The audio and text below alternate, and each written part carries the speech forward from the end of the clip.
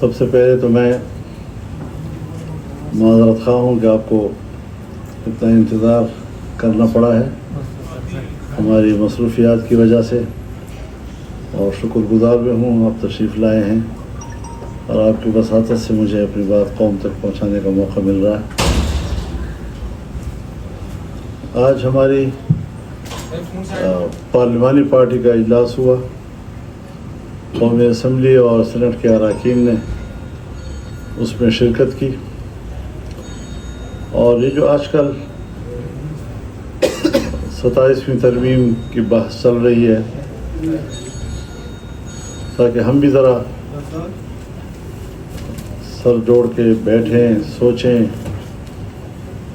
लेकिन बात फिर वही सामने आई कि अब तक कोई मसवदा इस हवाले से मंजर आम पे नहीं आया हुकूमत की तरफ से, तो हम उनकी जुज़ियात पर तो बहस नहीं कर सकते। कोई चीज़ सामने आएगी तो उसके बाद फिर उनकी जुज़ियात पर भी हम बात कर सकेंगे। कुछ चीज़ें हमने उसूली तौर पर तय की हैं। सबसे पहली बात यह है कि 26वीं तरमीम में हुकूमत जहां 35 शिकों से दस्तबरदार हुई थी, जिन शिकों से वो दस्तबरदार हुई थी, अगर उन्हीं शिकों में से कोई चीज़ 27वीं तरमीम में आकर पास की जाती है तो हम इसको पार्लियामेंट की भी तौहीन समझते हैं, इसको हम आइन की भी तौहीन समझते हैं कि कल 2/3 अक्सरियत से पार्लियामेंट ने एक फ़ैसला किया और आज खींच तान के आप पता नहीं किस तरीके से 2/3 अक्सरियत बनाने की कोशिश कर रहे हैं, और वही चीज़ें हैं जिससे कल आप दस्तबरदार हुए थे। तो क्या ये पार्लियामेंट रबर स्टैंप है कि जब चाहें आप उससे जो चीज़ पास कराएं? लिहाजा उसूली तौर पर यह बात वाज़ेह है कि 26वीं तरमीम से दस्तबरदार होने वाले नुकात पर अगर दोबारा 27वीं तरमीम में कोई चीज़ लाई गई तो ये काबिल कबूल नहीं होगी। दूसरी बात ये कि 26वीं तरमीम में ये तय हुआ था कि इस्लामी नज़रियाती कौंसिल की सिफारिशात पार्लियामेंट में ले भी होंगी और उन पर डिबेट भी होगी। 1 साल गुजर गया है, न सिफारिशात पेश की गई हैं न उस पर कोई बहस हुई है। ये उस 26वीं तरमीम पर अमल दरामद का आलम है। सूद के हवाले से जहां 1 जनवरी 2028 से पाकिस्तान के अंदर सूदी निज़ाम का ख़ात्मा होगा, उसके हवाले से भी कोई पेशरफ्त अभी तक नज़र नहीं आ रही है। दीनी मदारस के हवाले से रजिस्ट्रेशन का मसला कानून के ज़रिए तय हुआ था। आज मदारस की रजिस्ट्रेशन भी नहीं की जा रही है 1860 की सोसाइटी एक्ट के तहत, और मदारस के हाथ मरोड़ कर उनको मजबूर किया जा रहा है कि वज़ारत तालीम के तहत आपको रजिस्टर्ड होना होगा।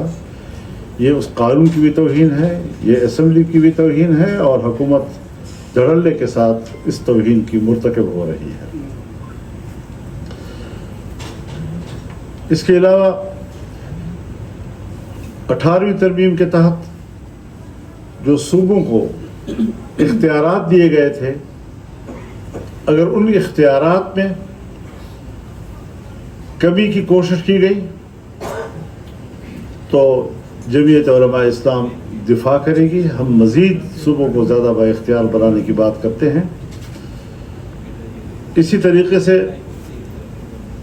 NFC अवार्ड के हवाले से भी बातें चल रही हैं। सूबों का जो हक है, आइन कहता है कि उस हक में इजाफा तो किया जा सकता है, कमी नहीं की जा सकती। आज सूबों के अगर हक पे डाका डाला जाता है तो ہم نے اصولی فیصلہ یہی کیا ہے کہ جمعیت علماء اسلام بھرپور مخالفت کرے گی اس کی. تو یہ کچھ چیزیں ہیں جو اصولی طور پر ہم نے طے کی ہیں. مزید جب کوئی ڈرافٹ سامنے آئے گا تو پھر ان کی جزیات پر بات چیت ہو سکے گی. سرزد ہم نے اپنا یہ مولانا صاحب یہ بتائیے گا کہ آپ نے جیسے یہ کہا کہ آپ نے NFC کی بھی مخالفت کر دی ہے, آپ نے اس کے ساتھ 26ویں آئین ترمیم میں جو منظور ہوا اس کا بھی مخالفت کر دی کہ اس میں جو چیزیں رہ گئی تھیں ان کو دوبارہ نہ لایا جائے. لیکن یہاں پر ایک چیز جو کہی جا رہی ہے 243 آرٹیکل, اس میں ترمیم, کیا یہ اس وقت 26ویں آئینی ترمیم کا حصہ تھا یا نہیں تھا؟ کیا آپ اس کی حمایت کریں گے یا مخالفت کریں گے؟ جی بالکل, آپ نے صحیح بات کی ہے. ہم نے اس کو دو حوالوں سے دیکھنا ہے. اگر تو ملک کے اوپر, ملک کی سیاست کے اوپر, آئین کے اوپر, جمہوریت کے اوپر اس کے منفی اثرات پڑتے ہیں تو ہمیں قبول نہیں ہوگا. اگر اس میں کوئی انتظامی قسم کی باتیں ہیں اور صرف انتظامی قسم کی باتیں, تو انتظامی چیزیں جو ہیں وہ ملک میں چلتی رہتی ہیں. اس کے حجم کو ہم دیکھیں گے, اس کی شکل کو ہم دیکھیں گے کہ وہ کیا ہے, تب جا کر ہم اس پر کوئی حد میں. مولانا صاحب 243 آرٹیکل میں جو مطلب کی ترمیم کی باتیں ہو رہی ہے, کیا اس کے ساتھ خیبر پختونخوا یا بلوچستان یا ملک بھر میں جو مسائل ہیں وہ ٹھیک ہو جائیں گے؟ اور دوسرا یہ ہے کہ آپ کے بیٹے کو جب یارک پہ روکا گیا تو اس کے بعد سے آپ نے جس طرح ریئیکشن دکھایا اور ابھی جس طرح کے علماء یا لوگ یا آپ کے کارکن ٹارگٹ ہو رہے ہیں اس طرح کا ریئیکشن آپ نہیں دکھا رہے ہیں, کیا وجہ ہے؟ دیکھیے, میں نے تو اس وقت بھی کوئی ریئیکشن نہیں دکھایا. آپ نے کون سی میری ریئیکشن دیکھی؟ کوئی جلوس, کوئی جلسہ, کوئی احتجاج, دھرنا, کچھ بھی نہیں دکھایا. کیونکہ میں اپنے ملک کے تمام بچوں کو اسجد کے برابر سمجھتا ہوں. جو میرے سامنے وہ شہید ہو رہے ہیں, ان کا خون بہہ رہا ہے, وہ بھی ہمارے ہی بچے ہیں. اور میں صرف اپنے بیٹے کے لیے تو احتجاج کروں, اس پر رد عمل دوں, اور باقیوں کے بارے میں تو ایسی کوئی بات خدا نہ کرے کہ ایسا ہو. ہم بڑے سنجیدہ لوگ ہیں اور ہمیں ہمارے سامنے ہر بچے کا خون اپنے اولاد کا. 243 آرٹیکل پر میں نے جواب دے دیا ہے, تفصیل سے دے دیا ہے. امید ہے کہ یہ سب کچھ اس کے بعد ٹھیک ہو جائے گا اگر اس میں ترمیم ہو جاتی ہے. حضرت ٹھیک تو کچھ بھی نہیں ہو رہا.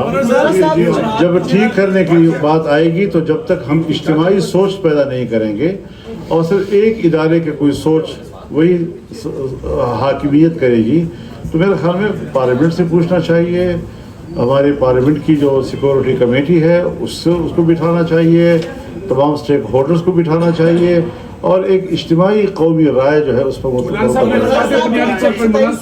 بنیادی طور پر یہ بتا دیں کہ اس وقت جو اپوزیشن کی بڑی جماعت ہے وہ آپ سے پیدر پہ آپ سے متواتر ملاقات ہوئی اور ایک بار پھر آپ کی ورکنگ ریلیشن شپ قائم ہو گئی ہے. انہوں نے ایک آج اصولی بیانیہ یہ جاری کیا ہے کہ ہماری پارلیمانی پارٹی نے یہ فیصلہ کیا ہے کہ یہ جو ہے نا یہ سسٹم یہ سارا کا سارا فیک ہے, یہ اسمبلی فیک ہے, اور اس اسمبلی کو مینڈیٹ ہی نہیں ہے کہ اتنی بڑی جوہری تبدیلی کر دے آئین میں. آپ اس بارے میں؟ میرے خیال میں اس کی تائید کروں گا, اس لیے کہ یہ ایک عوام کی نمائندہ تو ہم نے کبھی نہیں کہا اس کو, اور 26ویں ترمیم کے دوران تمام پارلیمنٹ جو ہے وہ باہمی طور پر رابطے میں تھا, اور اسی رابطے نے یہ کمال دکھایا کہ ہم نے حکمران کو ایک ڈرافٹ کے 35 دفعات سے دستبردار کیا, اور بہت سے ہم نے اپنی مرضی کی چیزیں جو ڈالی وہ قبول ہوئیں. لیکن اب وہ پریکٹس دوبارہ تو ایسی اسمبلی نہ کرے کہ جو جس پہ اعتراضات ہیں اور جو عوام کی نمائندگی کے حوالے سے وہ اس پر کوشچنس ہیں. آپ نے 26ویں آئینی ترمیم میں ووٹ دیا اور 26ویں آئینی ترمیم میں ہی ایکسٹینشن کی بات آئی اور کہتے ہیں 5 سال بعد. ایک تو یہ کہ ایک بات یہ ہو رہی ہے کہ سپریم کمانڈر جو ہے وہ اس کے جو طاقت ہے یا جو اتھارٹی ہے وہ صدر مملکت سے کہیں اور شفٹ ہو رہی ہے. ایک اور دوسری چیز یہ کہ آپ نہیں سمجھتے, آپ نے بھی اس ایکسٹینشن میں حصہ لیا, کہ اگر ایک بندے کو ایکسٹینشن ملتی ہے تو پیچھے سینکڑوں افسران متاثر ہوتے ہیں, اور یہ تاثر بھی آتا ہے کہ شاید ایک بندہ جو ہے وہ کمپیٹنٹ ہے, باقی ادارے میں سے لوگ نہیں ہے جو اس ادارے کو جو ہے وہ اس کی لیڈرشپ کر سکے. تو آپ نہیں سمجھتے کہ اس سے پامالی بھی ہوتی ہے اور یہ تاثر بھی سامنے آتا ہے؟ میرے خیال میں ہمیں ایک طبیعی اور فطری قسم کا نظام بنانا چاہیے. غیر طبی مولانا یہ بتائیں کہ 27 ترمیم آج سینٹ میں لانے کے لیے تیاریاں کی جا رہی تھی، نہیں لا جا سکی۔ ایک موقع پر کہ جب یہ ترمیم پارلیمنٹ میں لائی جا رہی ہے اور اس کے مسودے کے بارے میں ایک ابہام ہے، سامنے نہیں آ رہا، آپ کیا سمجھتے ہیں کہ یہ مسودہ کیا حکومت کے پاس نہیں ہے، اتحادی جماعتوں کے پاس نہیں ہے، یا جن لوگوں نے آپ سے ملاقاتیں کی ہیں ان کا اس بارے میں کیا خیال تھا، اور یہ پھر مسودہ ہے کہاں پر؟ اب یہ تو مجھ سے نہ پوچھیں، یہ تو میرے سے پوچھنے کا سوال نہیں ہے کہ ہے بھی اور نہیں بھی ہے، کہاں پر ہے، کس کے ہاتھ میں ہے، کہاں سے ہوتے ہوئے ہمارے پاس پہنچے گا، یہ تو سارے سوالات وہ ہیں کہ جو کہاں کہ مجھ سے متعلق نہیں ہے۔ بنگلہ دیش کے دورے کے متعلق بتائیں، بنگلہ دیش کا دورہ جو آپ کرنے جا رہے ہیں اس میں کہا یہ جا رہا ہے کہ آپ کو سارک سٹیکر نہیں دیا جا رہا، ویزا نہیں لگایا جا رہا حکومت کی طرف سے کوئی، تو اس پر کیا کہیں گے؟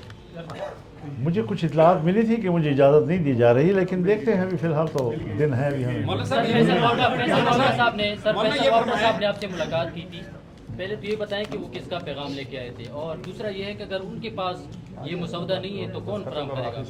بیٹا وہ میں گیا تھا ان کی دعوت پہ کراچی میں، ان کے گھر پراکسی طور پر وہ میرے گھر تشریف لے آئے، بہت مہربانی، ہمیں عزت دی انہوں نے، اس کے علاوہ کوئی ایسا مسئلہ نہیں ہے۔ مولانا صاحب بلاول بھٹو زرداری نے رات کو جو جی پریس آپ کانفرنس کی، 18ویں آئینی ترمیم کے اوپر 9 مہینے تک مشاورت جاری رہی، پھر اس کے بعد جتنی آئینی ترمیمیں اس کے اوپر مشاورت کا وقت جو ہے وہ کم ہوتا چلا گیا۔ اب بھی پارلیمنٹ کو جو جس طرح سے 26ویں آئینی ترمیم پاس ہوئی اس میں بھی مشاورت کا وقت کم ہوتا نظر آیا ہمیں۔ اب جو 27ویں میں ہم کھڑے ہیں اس کے اوپر تو ایسے لگ رہا ہے جیسے آنن فانن آئے گی اور آنن فانن ہو جائے گی، اس کے اوپر یہ کیا ہے جمہوریت؟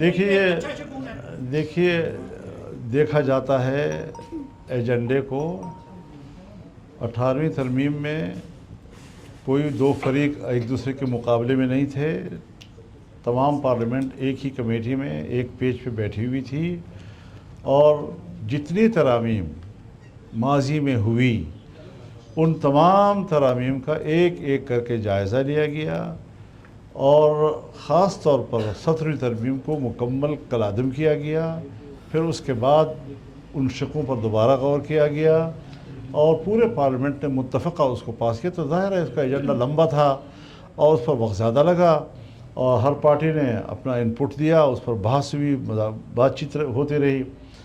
اب جو آئی ہے ابھی 26ویں ترمیم، تو اس پہ ان کا خیال یہ تھا کہ ہم 24 گھنٹے میں ورنہ 3 دن کے اندر اندر پاس کر لیں، لیکن ہم نے کہا نہیں، اس طرح تو نہیں ہوتا، تو 1 مہینہ 1 ہفتہ تک لگ گیا اس کو کسی نتیجے پہ پہنچانے کے لیے۔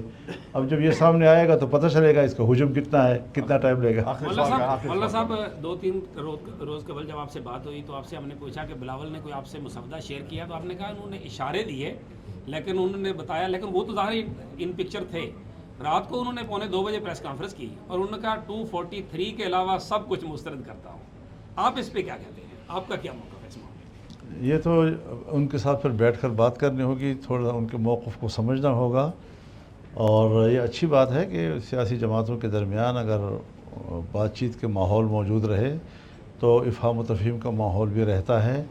انہوں نے ایک چیز کو کیوں قبول کیا اور باقی چیزوں کو کیوں مسرد کیا، یہ تو پھر جب ان کا موقف سامنے آئے گا تو میں تبصرہ کر سکتا ہوں۔ ملاقات بھی ہونی ہے سر کراچی ملاقات بھی ہونی ہے آپ کی اسی پہ؟ جی میں نے پڑھا نہیں ہے نا، جو پڑھوں گا تو اس کے بعد پتہ چلے گا۔